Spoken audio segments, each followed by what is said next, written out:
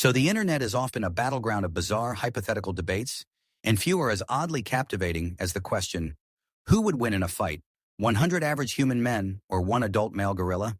At first glance, it seems like a slam dunk for the humans, simply due to the overwhelming numbers. But as we peel back the layers and examine this scenario with a bit more nuance, the outcome might surprise you.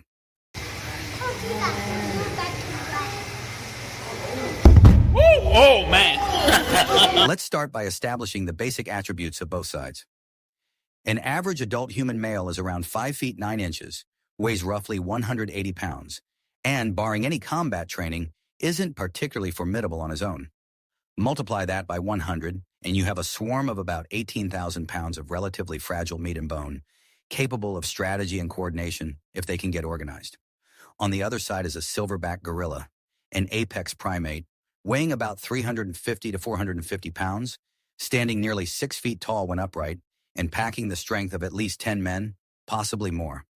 Its bite force can crush bone, its arms are longer and stronger than ours, and it's built for grappling, not conversation. If this scenario takes place in an open field, the dynamics lean toward chaos. One gorilla charging or swatting at the front lines could easily maul or throw multiple men before fatigue even becomes a factor. A single swipe from a gorilla's arm could shatter ribs or send someone flying. If the humans panic and try to run or scatter, the group quickly loses its numbers advantage.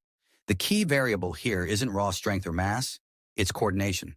Without an organized strategy, the 100 men become a series of isolated targets, not a cohesive threat. But let's say the 100 men actually do coordinate. Suppose they understand the threat and act with collective intent. Some grab and hold the gorilla's limbs, while others strike from behind. If they swarm effectively, they might be able to overwhelm it with sheer volume. Even a powerful animal like a gorilla can't fight if 15 people are holding its legs and arms, while another 20 are jumping on its back.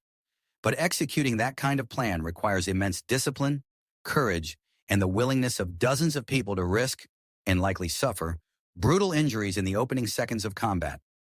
It also assumes no one breaks ranks in fear when the first guy gets his skull caved in. Another variable is stamina. Gorillas are not built for long, sustained combat. Their bursts of violence are short but overwhelming.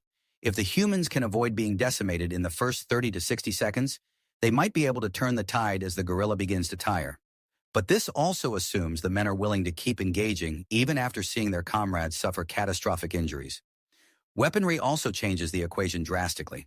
If the men are armed, even with something as primitive as sticks, poles, or blunt tools, their chances rise significantly. Blunt force trauma from 100 sources could immobilize the gorilla, especially if it can't isolate or pick off individuals. But bare-handed, that's a much darker picture. Psychology plays a role too. A gorilla isn't a mindless killing machine. It's a wild animal, and its first instinct in the presence of a large group might be to flee or avoid conflict. But if it feels threatened, cornered, or enraged, it will lash out with lethal force.